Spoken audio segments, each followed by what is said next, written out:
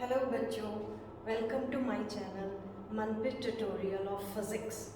My name is Manpreet Thakur and मैं आपकी physics teacher हूँ। मैं आपको आज +2 का वेरी बेसिक चैप्टर यानी फर्स्ट चैप्टर इलेक्ट्रोकेमिस्ट्री टीच करूँगी। इससे पहले कि मैं अपना सिलेबस स्टार्ट करूँ, मैं आप लोगों को मेरी हर वीडियो में मेरा एक मोटिव होगा कि how to create interest, your interest in physics.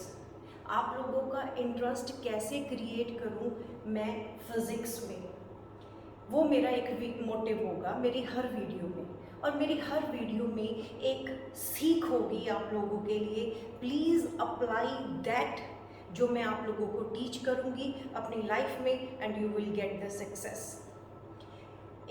हम लोग क्या करते हैं बेटे अपनी लाइफ में, हम लोग जैसे ये मान लो मेरे पास lot of students are there. हम लोग क्या करते हैं कि सारे के सारे स्टूडेंट्स क्या, हर पर्सन फॉलो करता है सक्सेस को। हर कोई चाहता है कि हमें by hook and crook success मिले। टू अचीव सक्सेस हम कुछ भी करते हैं, एफर्ट्स लगाते हैं। हम लोग सारे के सारे भाग रहे हैं सक्सेस की तरफ, लेकिन हम लोग ये चीज भूल जाते हैं कि हमें जाना तो इस तरफ था।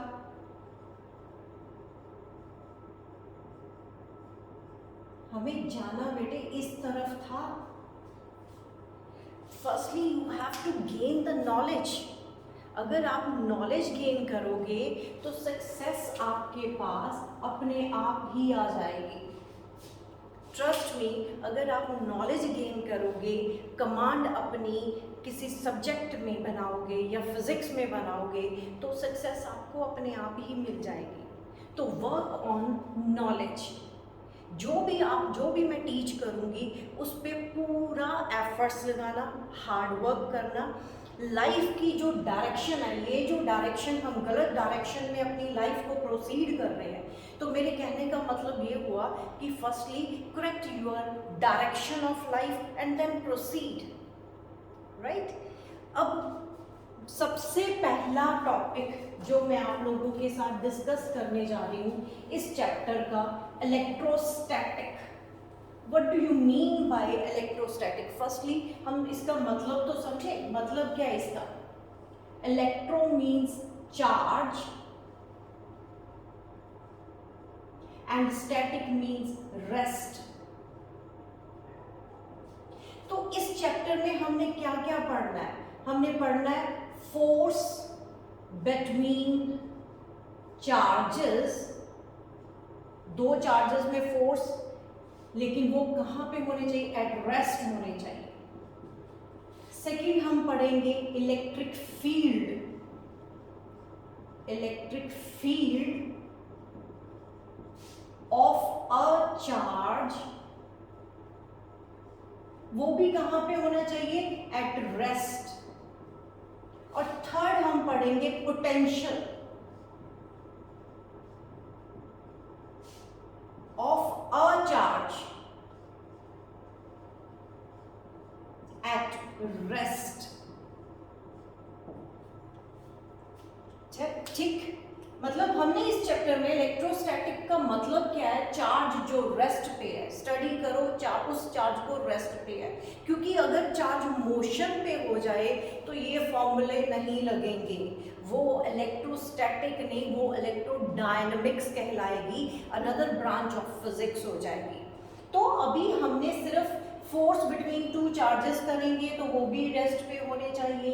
अगर किसी चार्ज की इलेक्ट्रिक फील्ड फाइंड आउट करनी है तो वो भी रेस्ट पे होनी चाहिए। अगर पोटेंशियल फाइंड आउट करनी है तो वो भी रेस्ट पे होनी चाहिए।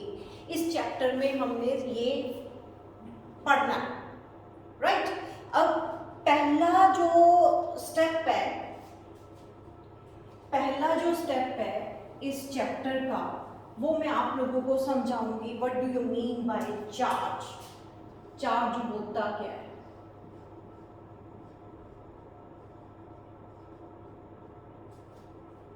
Charge, it is a fundamental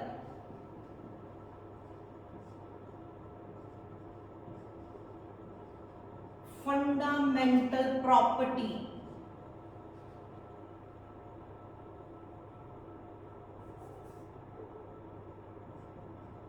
it is a fundamental property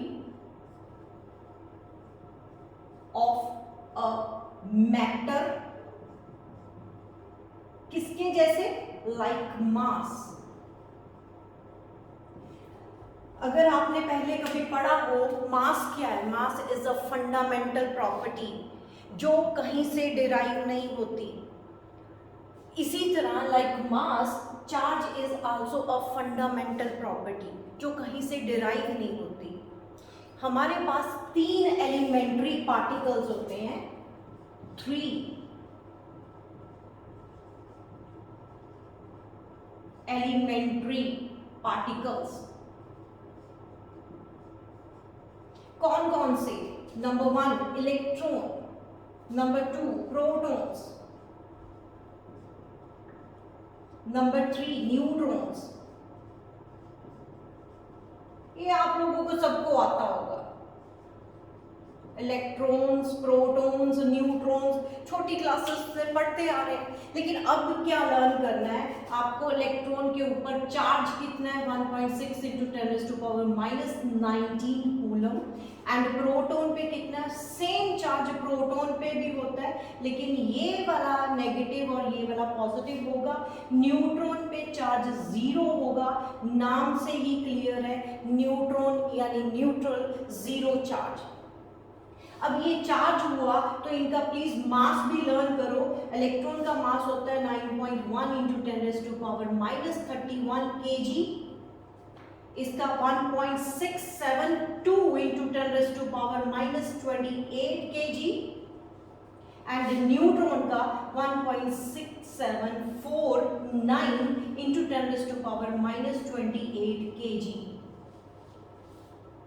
ठीक है, चार्ज क्या है, it is a fundamental property like mass. जैसे मास कहीं से नहीं बना, वो इटसेल्फ ही होता है, matter include this is called the mass. उसी तरह charge is a fundamental property, charge भी कहीं से नहीं बनता, किसी से डिराइव नहीं होता, वो इटसेल्फ होता है। We have the 3 elementary particles, बड़े ही इंपॉर्टेंट 3 एलिमेंट्री पार्टिकल्स हैं। These are electrons, protons and neutrons, and you have to learn the charge on electron, proton and neutron, and उनका मास भी लर्न करना है आपको। तो इलेक्ट्रॉन पे जितना चार्ज है उतना ही चार्ज प्रोटॉन पे है, एंड न्यूट्रॉन पे 0 चार्ज है, न्यूट्रल होता है। इलेक्ट्रॉन का मास सबसे छोटा पार्टिकल है, इलेक्ट्रॉन का मास कम है, प्रोटॉन का मास जो है -28 में आ गया, एंड न्यूट्रॉन का मास कंपेरेबल है। चेक करो जरा, 4th डिजिट जाके चेंज हो रहा है, पॉइंट के बाद 3rd डिजिट जो है वो चेंज हो रहा है, they are comparable to each other. Proton का और न्यूट्रॉन का अप्रॉक्सीमेटली सेम मास होता है, तो ये मास भी आपको लर्न करना है एलिमेंट्री पार्टिकल्स का। ठीक है, ये चार्ज के बारे में आप लोगों को मैं एक्सप्लेन कर रही हूँ। अब चार्ज जो है वो एक स्केलर क्वांटिटी है, charge is a scalar quantity.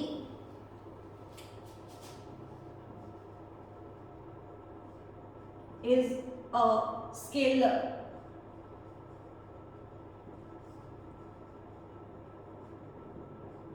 Scalar quantity है, इसका कोई डायरेक्शन नहीं होता, इसका यूनिट, एसआई यूनिट जो है दैट इज कूलम। साइंटिस्ट ने अपने नाम पे रखा हुआ है, एंड इसका सीजीएस यूनिट जो है दैट इज स्टैक्ड कूलम। और ये 1 coulomb is equals to 3 × 10⁸ stat coulomb के बराबर होता है। ये मैं डिराइव भी करवा दूंगी लेटर ऑन, अभी आपको सिर्फ लर्न करना है कि 1 coulomb is equals to 3 × 10⁸ stat coulomb होता है। और इसका सिंबल जो होता है, चार्ज का सिंबल जो है that is Q. Capital Q लिख लो या स्मॉल क्यू लिख लो, आपकी मर्जी है। ठीक है, चार्ज क्या है, मास की तरह एक फंडामेंटल प्रॉपर्टी है। हमारे पास 3 एलिमेंट्री पार्टिकल्स हैं, इलेक्ट्रॉन, प्रोटॉन एंड न्यूट्रॉन, इससे छोटा चार्ज नहीं है। ऐसा यूनिट क्या है चार्ज का? कूलम। सीजीएस यूनिट क्या है? Stat coulomb. और उनका रिलेशन क्या है? 1 coulomb is equals to 3 into 10⁸ stat coulomb है। और charge is a scalar quantity. ये आपने चार्ज के बारे में पढ़ा। And after that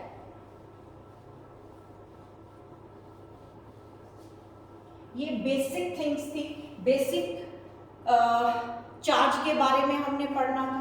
and after that हमने पढ़ना है types of charge. Types of charge.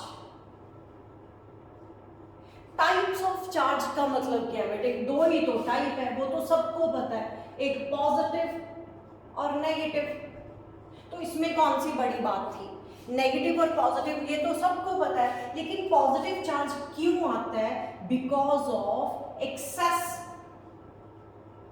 Of protons.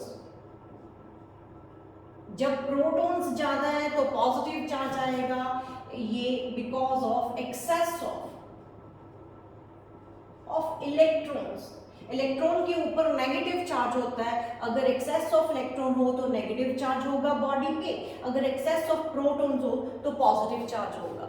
ये हुआ टाइप्स ऑफ चार्ज। पॉजिटिव क्यों है उसके ऊपर एंड नेगेटिव क्यों चार्ज है किसी बॉडी के ऊपर? वो एक्सेस ऑफ प्रोटॉन हो तो positive charge, excess of electron हो तो नेगेटिव चार्ज होगा। ये हमने यहाँ पे टाइप्स ऑफ चार्ज में पढ़ा। अब ये भी आप लोगों को पता है, ये बेटे हम छोटी क्लासेस से पढ़ते आ रहे हैं कि like charges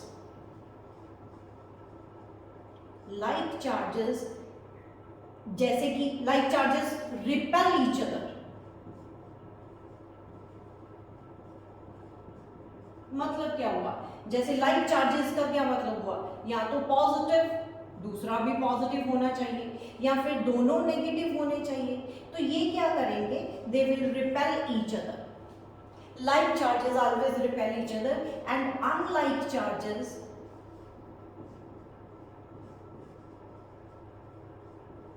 attract each other.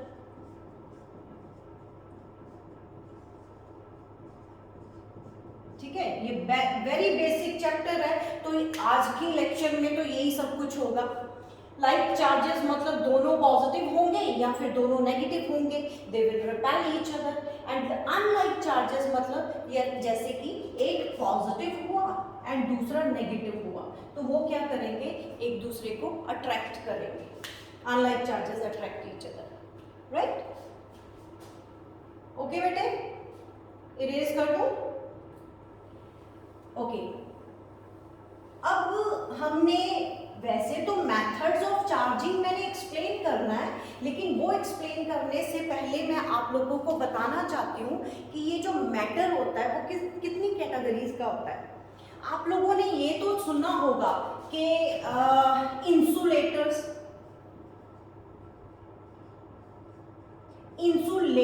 तो आप लोगों ने सुना होगा। इंसुलेटर्स वो होते हैं never conduct,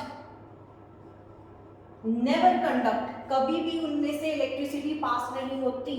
never conduct electricity.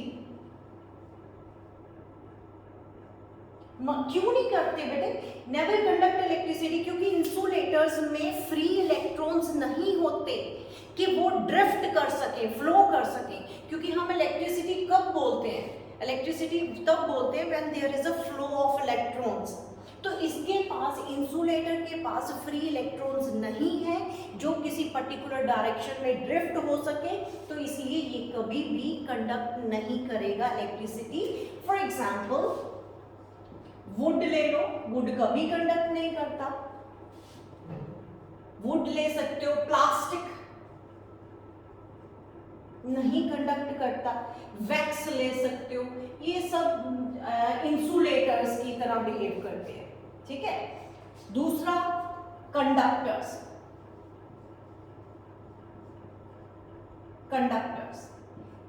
Which conduct electricity.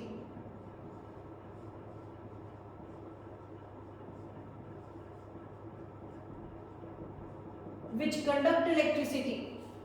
For example, copper, aluminium, silver, ये सारे क्या है? ये वायर्स यूज करते हैं ना बेटे, इलेक्ट्रिक वायर्स जो होती हैं वो एल्युमिनियम की बनी होती हैं। Copper is a good conductor of electricity and silver तो उसका भी गुड कंडक्टर ऑफ इलेक्ट्रिसिटी है। तो इसमें फ्री इलेक्ट्रॉन्स होते हैं, वो पर्टिकुलर डायरेक्शन में फ्लो कर जाते हैं। जब वोल्टेज वगैरह अप्लाई करते हैं तो वो कंडक्ट करता है। जो कंडक्ट करता है उनको हम कंडक्टर्स बोल देते हैं। एग्जाम्पल में आपको ये दे दिया। अब ये दो चीजें तो फिर भी आप लोगों ने सुनी होंगी, लेकिन third one is dielectric. What do you mean bye dielectric? Actually में डाइलेक्ट्रिक होते तो इंसुलेटर्स ही हैं। These are insulators। होते तो बेटे ये इंसुलेटर्स ही हैं, और इनको हम वेरी पुअर कंडक्टर्स भी बोल सकते हैं।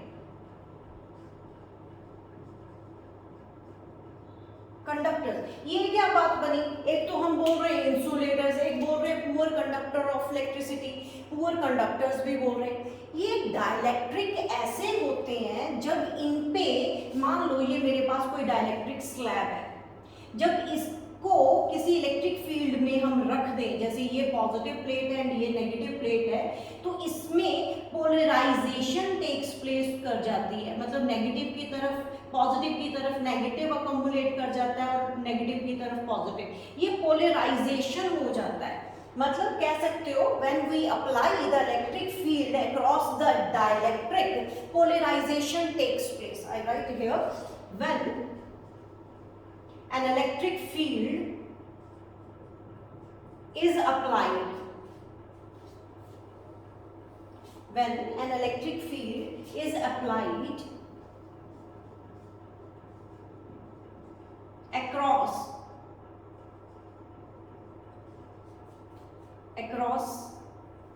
it will polarize।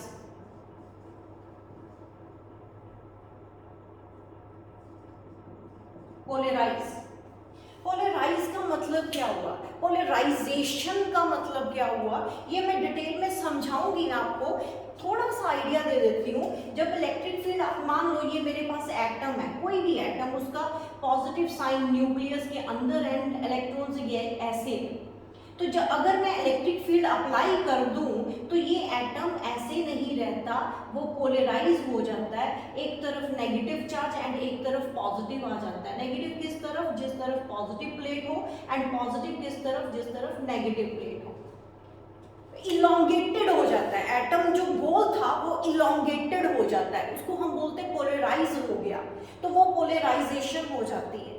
तो इसमें डाइलेक्ट्रिक में भी हमारे पास कोई फ्री इलेक्ट्रॉन नहीं है जो ड्रिफ्ट करे और इलेक्ट्रिसिटी क्रिएट कर दे, ऐसा कुछ नहीं है। डाइलेक्ट्रिक एक पुअर कंडक्टर ही है या इंसुलेटर ही है जिसमें पोलराइजेशन होने की एबिलिटी होती है when we apply the electric field across that matter.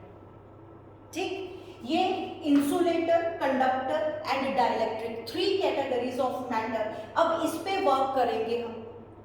अब मैंने आपको चार्ज के बारे में बताया, टाइप्स ऑफ चार्ज के बारे में बताया, एंड उस मैटर बताए, इंसुलेटर, कंडक्टर एंड डाइलेक्ट्रिक। अब इस पे हमने वर्क करना है, हाउ टू, ये इंसुलेटर यूज करेंगे, कंडक्टर्स यूज करेंगे, इनको यूज करके इनको चार्ज करेंगे।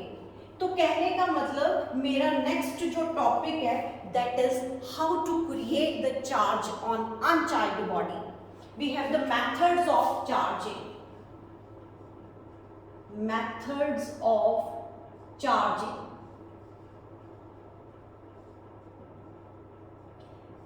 तीन मेथड है बेटे, we have 3 methods। पहला by friction, or we can say rubbing। Methods of charging में पहला है बाय फ्रिक्शन या फिर हम बोल देंगे रबिंग, दूसरा बाय कंडक्शन और कांटेक्ट, और third one is induction, by induction.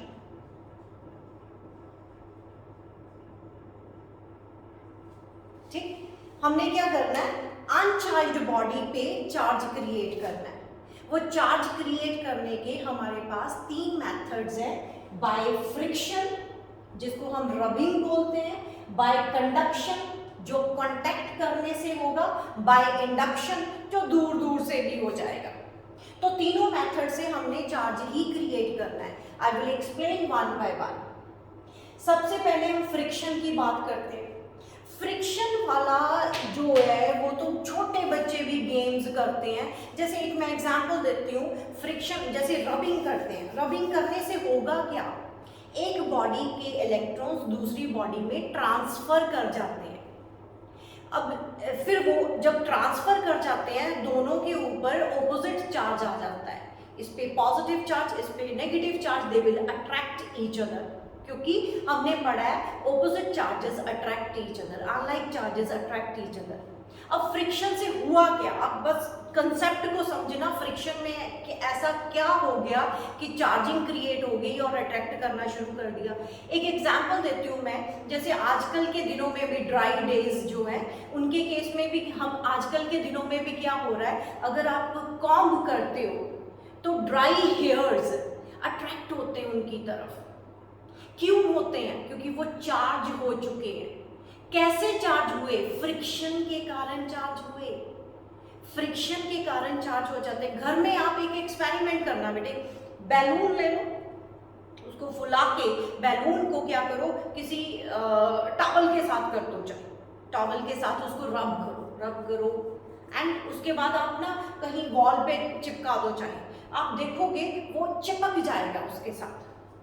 कैसे चिपक गया, क्योंकि वो चार्ज हो चुका था, चार्ज हो गया और जिसके पास लेके जा रहे हो उसके ऊपर ऑपोजिट चार्ज आएगा and they attract each other. That's why balloon जो है वॉल के ऊपर चिपक रहा था, मतलब अट्रैक्ट कर रहा था।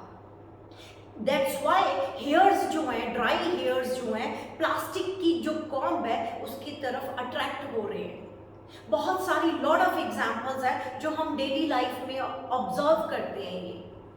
अच्छा, अब क्या अगर मैं कोई कंडक्टर ले लेती हूँ, जैसे चम्मच वगैरह, कोई भी हमारे घर में कोई यूटेंसिल है, चम्मच ले लेते हैं, इजी टू कैरी, तो उसको अगर मैं रब करूँ वही टॉवल के साथ रब करके अब वॉल के साथ लेके जाती हूँ वॉल के पास, क्या वो अट्रैक्ट करेगा? नहीं करेगा, क्योंकि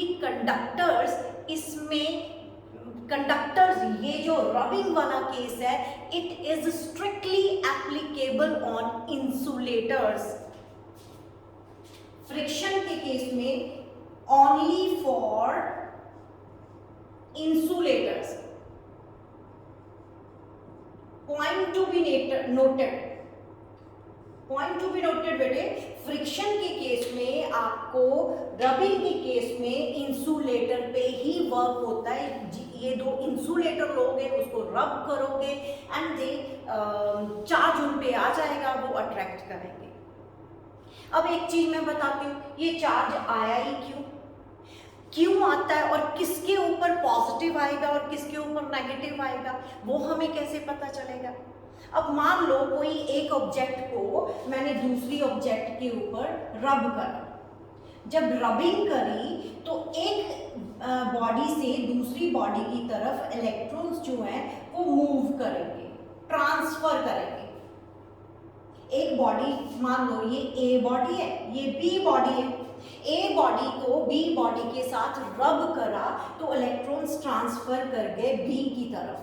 तो जो इलेक्ट्रॉन लूज कर रहा है, लॉस ऑफ इलेक्ट्रॉन, जिसके इलेक्ट्रॉन्स दूसरी तरफ जा रहे हैं, जब लॉस ऑफ इलेक्ट्रॉन हो तो इसके ऊपर पॉजिटिव चार्ज आएगा एंड जिसके पास इलेक्ट्रॉन जा रहे हैं, being negative charge on electron, तो ये नेगेटिवली चार्ज हो जाएगा।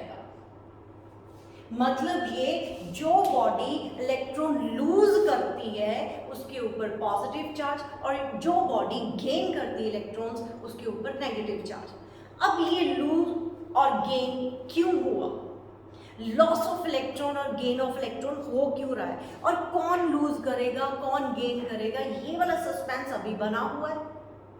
तो ये एक्चुअली में जब आप रबिंग करते हो तो ये थर्मल एनर्जी प्रोड्यूस हो रही है, गर्म हो रहे हैं ना हाथ, तो तो थर्मल एनर्जी क्या करती है, अगर केमिस्ट्री की लैंग्वेज में समझना है तो केमिस्ट्री बोलती है कि आप थर्मल एनर्जी जो कर रहे हो, ये थर्मल एनर्जी हमें आयोनाइजेशन एनर्जी दे देता है, और जिसकी आयोनाइजेशन एनर्जी कम है वो इलेक्ट्रॉन लूज कर देता है, जल्दी लूज कर देता है। ये thermal energy is converted into the ionisation energy, and आप लोगों ने केमिस्ट्री में पढ़ा हुआ है ionisation energy is the minimum amount of energy to lose electron, वो भी कौन से, लूजली बाउंडेड इलेक्ट्रॉन्स।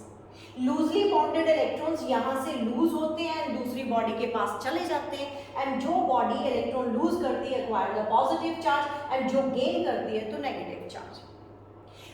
अब कौन लूज करेगा और कौन गेन करेगा, ये फिजिक्स में ट्राइबो इलेक्ट्रिक सीरीज है जो ये डिसाइड करती है। ट्राइबो इलेक्ट्रिक सीरीज वो डिसाइड करती है। ये बेटे मैं इरेज करने जा रही हूं, I want to explain more this.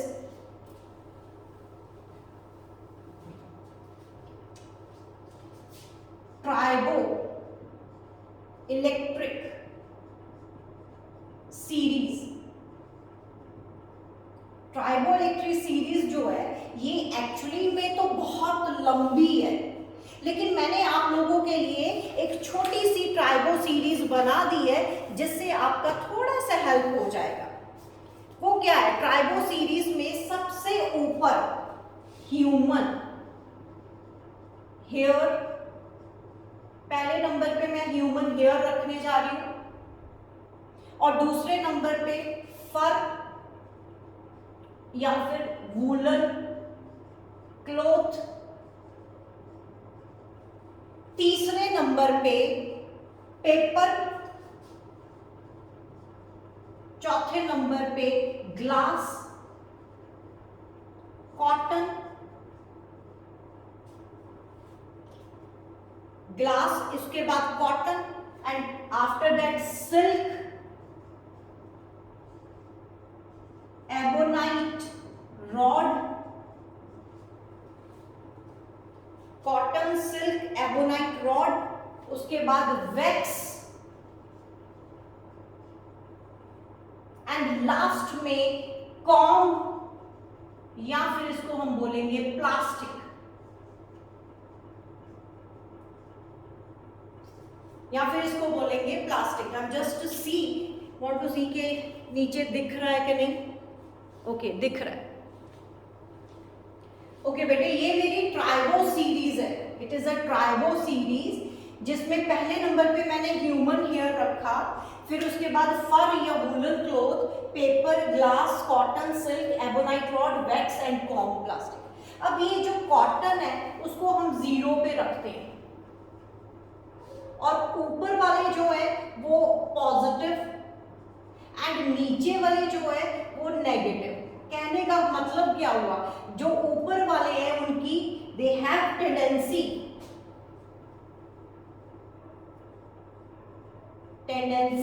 To lose electron, और इनकी टेंडेंसी टू गेन इलेक्ट्रॉन्स। ठीक है, tendency to gain electrons and tendency to lose electron.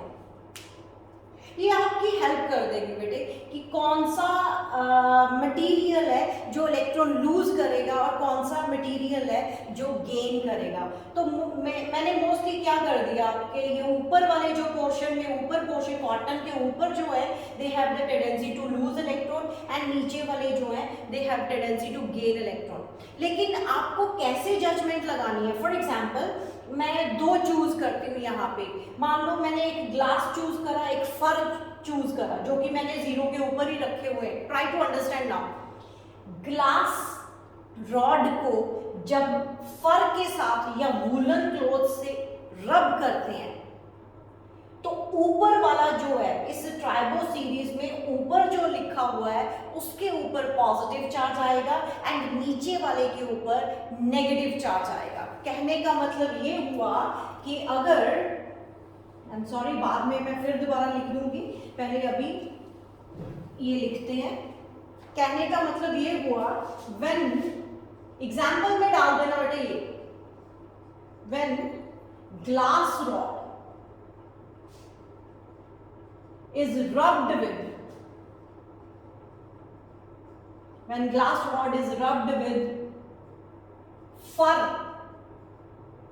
ये फर ऊपर है तो फर के ऊपर पॉजिटिव चार्ज आएगा तो ग्लास के ऊपर नेगेटिव चार्ज आएगा। when glass rod is rubbed with fur it becomes negatively charged, it becomes negatively charged। अब इसी ग्लास रॉड को अगर मैं सिल्क के साथ रब करूं तो क्या होगा? तो when glass rod is rubbed with silk तो it becomes positively charged। ठीक है, ट्राइबो सीरीज से ये बड़ा इजी हो गया। ट्राइबो सीरीज हमें इतनी लंबी सीरीज को लर्न करने की कोई जरूरत नहीं है, जो जितनी जरूरत है वो मैंने लिख दी यहाँ पे, आप नोट कर लेना इसको। ट्राइबो सीरीज में अगर ग्लास रॉड को इसके ऊपर वाले मटेरियल के साथ रब करते हैं, यानी फर के साथ या वूलन क्लॉथ के साथ रब करते हैं तो इसके ऊपर नेगेटिव चार्ज आ रहा है, लेकिन ग्लास रॉड को अगर सिल्क के साथ रब करते हैं तो इसके ऊपर पॉजिटिव चार्ज आ रहा है। तो ये ट्राइबो सीरीज हमें काफी सिंपल कर देती है। ठीक है, एक तो ये चीज याद रखनी है। एक बड़ी ही इंटरेस्टिंग बेटे एग्जाम्पल मैं आप लोगों के साथ डिस्कस करने जा रही हूँ, फ्रिक्शन वाली, जो रबिंग वाला केस था, रबिंग के साथ जो चार्जिंग आती है। एक एग्जाम्पल है, एनसीईआरटी क्वेश्चन भी है, आप लोग पढ़ सकते हो अपनी बुक में, शायद मिल जाए आपको इजीली, कि जो इनफ्लेमेबल व्हीकल्स होते हैं, इनफ्लेमेबल व्हीकल्स किनको बोलते हैं? जिनमें जैसे पेट्रोल टैंकर्स होते हैं, पेट्रोल लेके जा रहे हैं व्हीकल्स, उन ट्रक्स में आप कभी नोट करना, आज के बाद नोट करना, अब मेरे बताने के बाद नोट करना कि उन व्हीकल्स में साथ, उनके साथ चेन, मेटेलिक चेन्स लगी होती हैं जो touched with earth. What is the function of that metallic chains, वो हमें समझना है। होता क्या है, जब व्हीकल रोड के ऊपर चलता है, मूव करता है, रन करता है, तो रनिंग से, फ्रिक्शन से चार्ज क्रिएट हो जाता है टायर्स के ऊपर, and body of the vehicle के ऊपर भी चार्ज आना शुरू हो जाता है। जब बहुत तेज व्हीकल चलता है ना बेटे, एयर के फ्रिक्शन से भी चार्जिंग क्रिएट हो जाती है। Friction create the charge, remember this, friction, rubbing create the charge.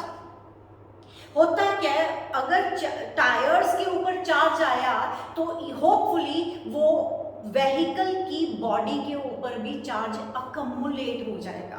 अगर lot of amount of charge accumulate हो गई उस बॉडी के ऊपर, व्हीकल की बॉडी के ऊपर, जिसके अंदर इनफ्लेमेबल मटेरियल है, यानी कि पेट्रोल, जिसका इग्निशन टेम्परेचर बहुत थोड़ा होता है, अगर स्पार्क प्रोड्यूस हुआ तो वहां पे खतरा है पूरा। तो उस रिस्क को रिड्यूस करना है या खत्म करना है तो क्या करें? चार्ज क्रिएट ना होने दो। अब भाई व्हीकल चल रहा है तो फ्रिक्शन तो होगा, फ्रिक्शन होगा तो बाय रबिंग हम लोगों ने पढ़ा चार्ज तो क्रिएट होगा ही होगा। तो वो चेन्स अब काम आएंगी जो व्हीकल की बॉडी के साथ टच करती हुई ग्राउंड को टच कर रही है। वो चेन किसकी बनी हुई है? कंडक्टर्स की, और कंडक्टर्स अपने में से चार्ज को फ्लो होने देता है। तो वो जो चार्ज अकमुलेट हुआ होगा मटेरियल के ऊपर, यानी व्हीकल की बॉडी के ऊपर, तो वो सारा का सारा फ्लो कर जाएगा, ग्राउंड के पास चले जाएगा थ्रू द मेटेलिक रोप्स। तो ग्राउंड क्या है? ये जो अर्थ क्या है? वो हमारा समुंदर है जो सारे के सारे चार्ज को संभाल लेता है, अपने अंदर संभाल लेता है। तो सारा चार्ज अर्थिंग हो जाता है। हमारे घरों में भी तो बेटे अर्थिंग करी होती है ना। तो वो यही फंक्शन होता है कि मेटेलिक रॉड्स या मेटेलिक चेन्स जो लगी होती हैं व्हीकल के साथ, वो अर्थिंग में चार्ज, अर्थिंग करवा रहा है एक्चुअली में। तो इस तरह हम उन इनफ्लेमेबल टैंकर्स को सेफ तरीके से ले जा सकते हैं। एक और क्वेश्चन है कि ऑर्डिनरी रबर, टायर्स कैसे बनते हैं बेटे? Tyres of the vehicle they are made up of the ordinary rubber.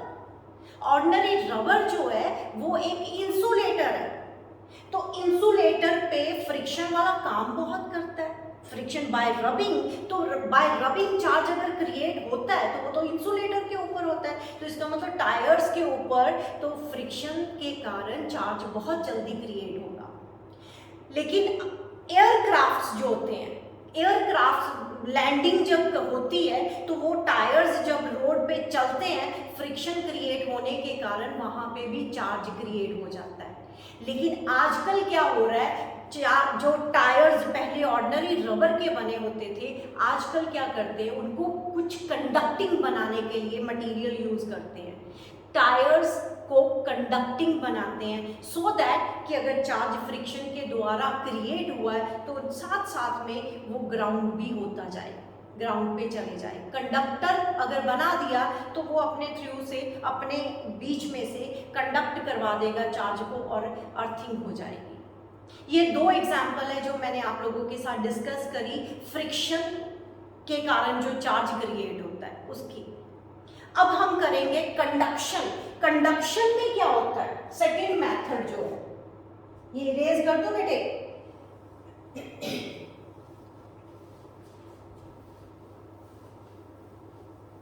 I hope कि आप लोगों को सब कुछ समझ आ रहा है। Second method conduction. कंडक्शन मतलब bye contact.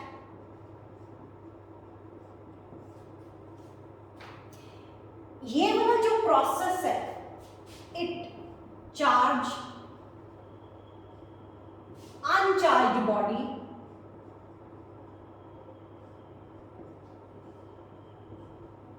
with same kind of charge, same kind of charge।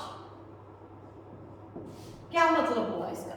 Same kind of charge का मतलब क्या हुआ, जिस चार्ज बॉडी को आप लेके आए पास कांटेक्ट में, फॉर एग्जांपल मान लो मैं एक पॉजिटिवली चार्ज रॉड को एक अनचार्ज बॉडी के साथ टच करवाती हूँ, ये अनचार्ज है,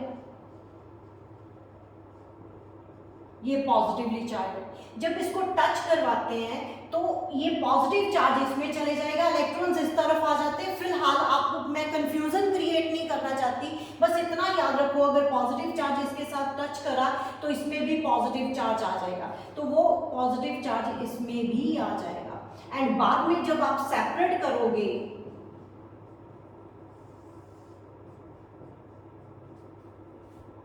तो वो भी पॉजिटिवली चार्ज हो जाएगी।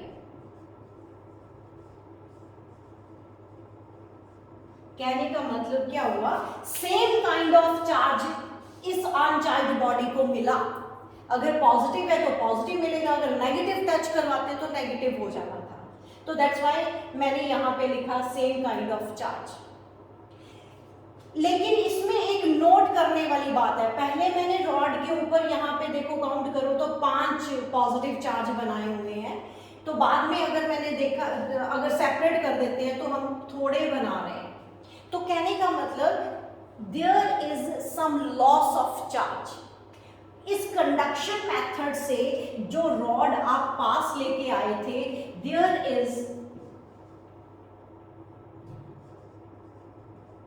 Is some loss of charge. मतलब कंडक्शन से अगर आप 10 कूलम लेके गए थे, मान लो ये रॉड मेरी 10 कूलम की थी, तो आप इसको टच करवा रहे हो तो हो सकता है बाद में इसके पास 7 कूलम और इसके पास 3 कूलम गए, ठीक है। मतलब there is some loss of charge.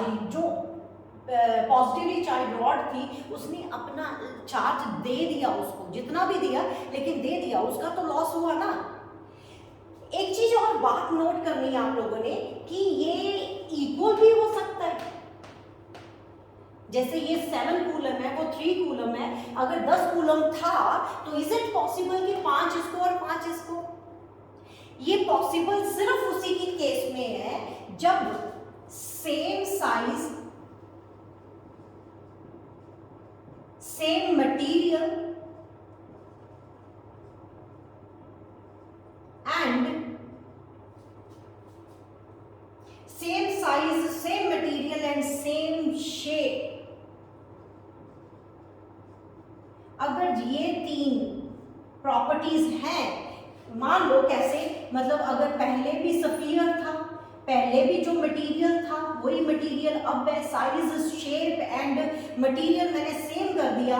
मान लो अगर पहले इसके पास 10 कूलम था, अगर मैं इनको अब सेपरेट कर दूं तो सेपरेट करने के बाद 5 कूलम इसके पास रहेगा, 5 कूलम इसके पास रहेगा, तो तब जाके इक्वल डिवीजन होगी, हो सकती है। लेकिन अगर शेप और साइज और मटेरियल सेम नहीं है, मटेरियल मतलब ये किसी और मटेरियल का बना हुआ है, वो किसी और मटेरियल का बना हुआ है, तो फिर तो अनइक्वल डिस्ट्रीब्यूशन होगी चार्ज की।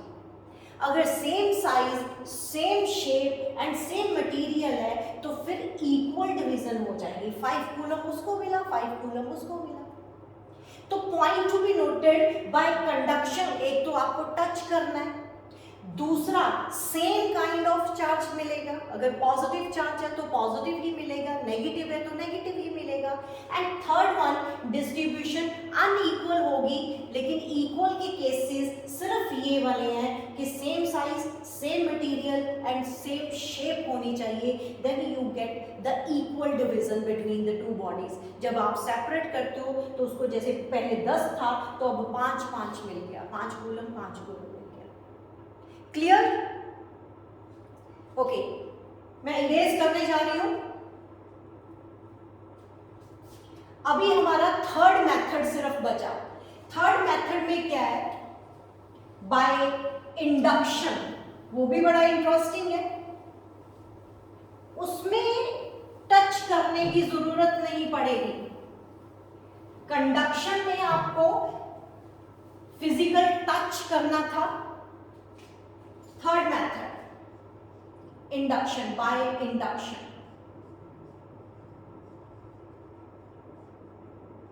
बाय इंडक्शन, इंडक्शन से क्या है? जैसे फॉर एग्जाम्पल मैं अगर कोई भी पॉजिटिवली चार्ज रॉड को किसी अनचार्ज बॉडी के पास लेके आ रही हूं, पास लेके आना है, फिजिकल कांटेक्ट नहीं होना चाहिए। अगर फिजिकल कांटेक्ट हुआ तो वो कंडक्शन कहलाएगा, इंडक्शन। ये अनचार्ज, ये पॉजिटिवली चार्ज होगा क्या? अब ईच एंड एवरीथिंग, ये मैटर, जितनी भी मैटर्स हैं, ये मार्कर है, ये बोर्ड है, even human being also, everything in this universe is made up of the electrons, protons. तो ये भी मटेरियल जो है इसमें ये अनचार्ज, पता क्यों है? क्योंकि इसमें जितने इलेक्ट्रॉन है उतने ही प्रोटॉन है, यानी जितना पॉजिटिव चार्ज है उतना ही नेगेटिव चार्ज है। दैट्स व्हाई ये न्यूट्रल है, दैट्स व्हाई इसके ऊपर कोई चार्ज नहीं है। लेकिन इसके अंदर पॉजिटिव एंड नेगेटिव चार्ज दोनों हैं। अब क्या हुआ, जब आप पॉजिटिवली चार्ज रॉड को इसके पास लेके जाते हो तो इसमें जो नेगेटिव चार्ज है वो इस तरफ अट्रैक्ट हो जाते हैं, एंड पॉजिटिव चार्ज जो है वो इस तरफ रिपेल हो जाते हैं। समझ आई बात? क्या हुआ, ये जो नेगेटिव चार्ज थे इस बॉडी के वो सब इस तरफ अट्रैक्ट हो रहे हैं, एंड रिपेल कौन सा हो रहा है? पॉजिटिव चार्ज रिपेल हो रहे हैं और नेगेटिव चार्ज अट्रैक्ट हो रहे हैं। अगर हम इसकी अर्थिंग कर दें, अगर हम इसकी अर्थिंग कर दें, यानी आप क्या करो, इस तरफ टच कर दो, आप खड़े हो अर्थ के ऊपर। Human being is a good conductor of electricity, you know about this. Human being is a good conductor of electricity, तभी तो हमें एकदम से करंट लगता है ना हमें करंट। करंट कैसे लगा? क्योंकि हम कंडक्टर्स हैं, हमारी बॉडी एक गुड कंडक्टर ऑफ इलेक्ट्रिसिटी है, तभी तो टच स्क्रीन बना। इसी सोच को लेके टच स्क्रीन बने। मोबाइल पे आप टच करते हो तो वो एक्टिव होते हैं, सारे एप्स चलते हैं, टच स्क्रीन वहीं से आया था। कम टू द पॉइंट, अगर आप यहाँ से टिप को हाथ लगाते हो तो आपके थ्रू ये अर्थिंग हो जाएगा, मतलब पॉजिटिव चार्ज यहाँ से फ्लो कर जाएगा और अर्थ में चले जाएगा। अब इन दोनों को सेपरेट कर दो, अगर इसको दूर ले जाओगे, अब नेगेटिव चार्ज जो था वो यूनिफॉर्मली डिस्ट्रीब्यूट हो जाएगा एंड नाउ दिस बॉडी जो पहले अनचार्ज थी, now it is becomes negatively charged, negatively charged. अब बात क्या समझनी है? बात ये समझनी है कि बाय इंडक्शन एक तो आपको टच नहीं करना, पास लेके आना है सिर्फ। दूसरा, बाय इंडक्शन आप अनचार्ज बॉडी को opposite kind of charge create करवा रहे हो। कंडक्शन में क्या था? Same kind of charge. Induction में क्या है? अगर आप पॉजिटिव लेके आ रहे हो तो नेगेटिवली चार्ज अनचार्ज बॉडी जो थी वो नेगेटिवली चार्ज, यानी opposite kind of charge create हो रहा है। पॉइंट टू बी रिमेंबर कि कंडक्शन में सेम काइंड ऑफ चार्ज होता है और बाय टचिंग होता है। इंडक्शन में टच नहीं करवाना, गैप रखना है और ये ऑपोजिट काइंड ऑफ चार्ज होगा। अब तीसरा पॉइंट क्या नोट करना है इंडक्शन में कि जे अगर वहां पे क्या होता था, there is some loss of charge, यहां पे कोई लॉस नहीं होता। अगर ये आपका 10 कूलम है तो ये आपका -10 कूलम बन जाएगा, -10 कूलम बन जाएगा। लेकिन ये हर बार सेम होगा, ऐसे होगा कि ये 10 कूलम है और वो 10 कूलम आ जाएगा, ये पॉजिटिव 10 कूलम है वो -10 कूलम आ जाएगा। अगर कंडक्टर है तो बिल्कुल आएगा। मैं एक्सप्लेन करती हूँ, ये मैं आप लोगों को एक बड़ा ही इंटरेस्टिंग फॉर्मूला बताने जा रही हूँ कि इनका रिलेशन क्या है। ये जो चार्ज है जो आप पास लेके आ रहे हो, this is called the inducing charge and this is induced charge, वो मैं आपको बताती हूँ उसका रिलेशन क्या है। May I erase it? Okay,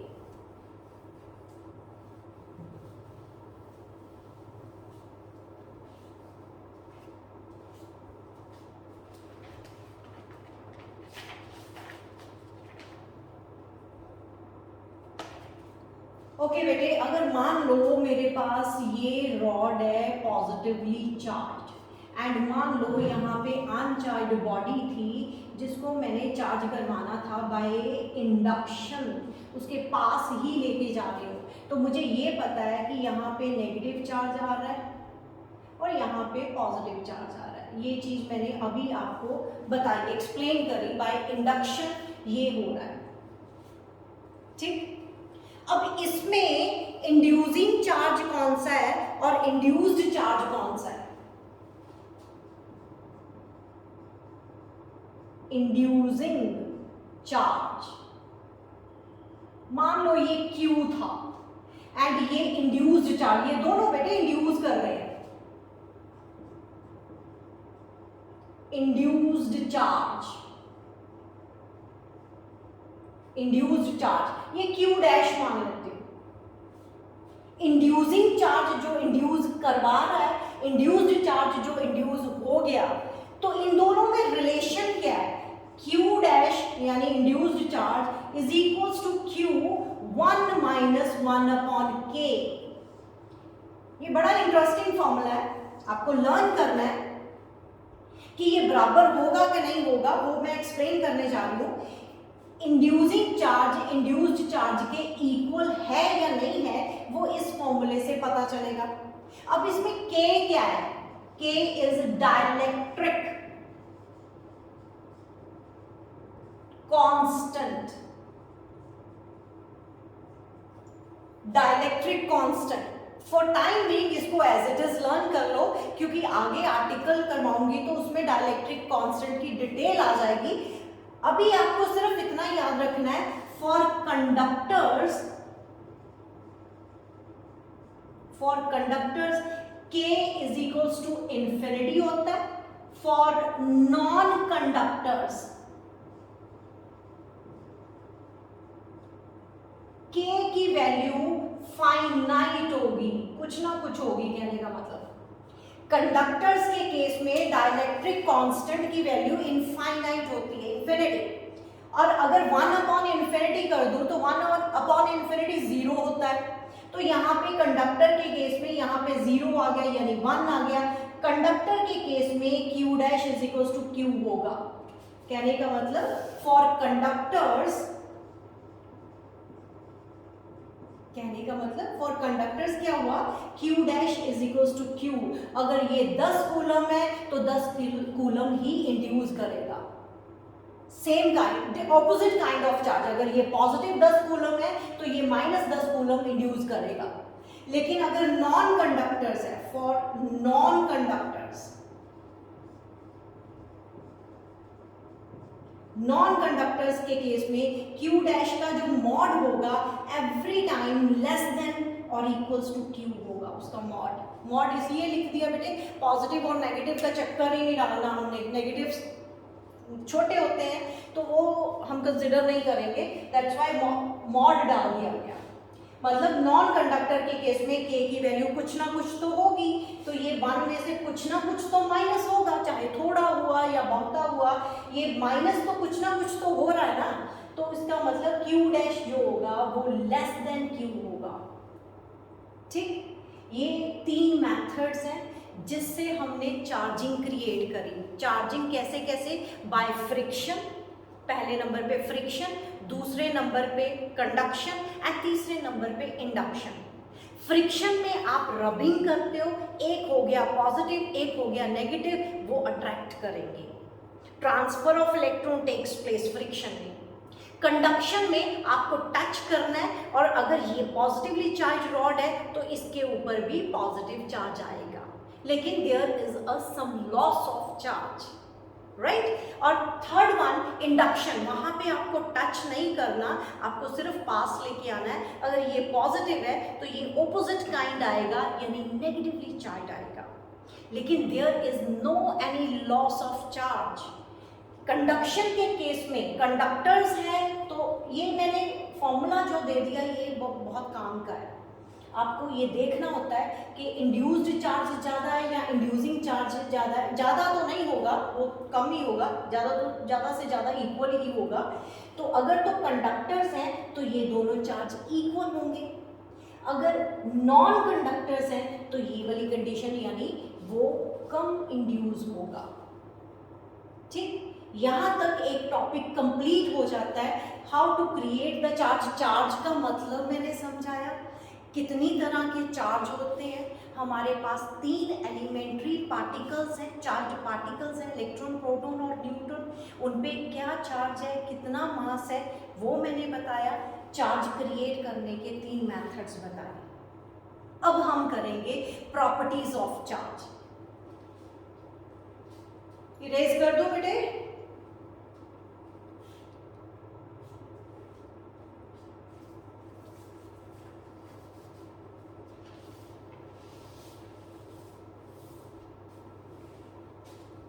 okay,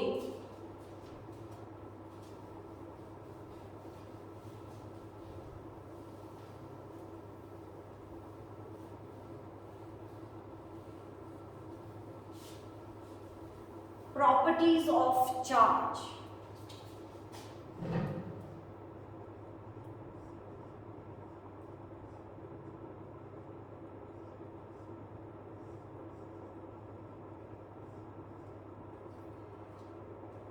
इसमें पहली property additive, additive in nature, मतलब charge is additive in nature. कहने का मतलब कि किसी भी आइसोलेटेड सिस्टम के ऊपर जो चार्ज होगा, मान लो मेरे पास कोई भी आइसोलेटेड सिस्टम ऐसे है, इस पे charge Q1 Q2 minus Q3 कर देते हैं, माइनस। एडिटिव इन नेचर मतलब क्या हुआ, किसी भी आइसोलेटेड सिस्टम के ऊपर चार्ज जो है उसका अलजेब्रिक सम होगा। अलजेब्रिक सम का मतलब क्या हुआ, अगर वो पॉजिटिव है तो पॉजिटिव लेंगे, नेगेटिव है तो नेगेटिव लेंगे, तो इसके ऊपर टोटल चार्ज कितना हुआ, Q1 plus Q2 minus Q3। ये एक आइसोलेटेड सिस्टम है जो किसी के साथ इंटरेक्ट नहीं कर रहा, मतलब अकेला है सिस्टम, अकेला आइसोलेट हुआ है। तो उस पे जितने भी चार्ज होंगे उनका जो अलजेब्रिक सम होगा that is the total charge, that is the total charge. This is called the additive nature of charge, ठीक है, additive nature of charge. Second property, conservation, conservation of charge. Conservation of charge का मतलब, conservation हम जैसे conservation of mass, conservation of energy, तो हम लोग हर बार वही बोलते हैं। जैसे एनर्जी का ले ले, energy can neither be created nor be destroyed, तो इसके केस में भी एक तो डेफिनेशन यही बनती है, चार्ज कैन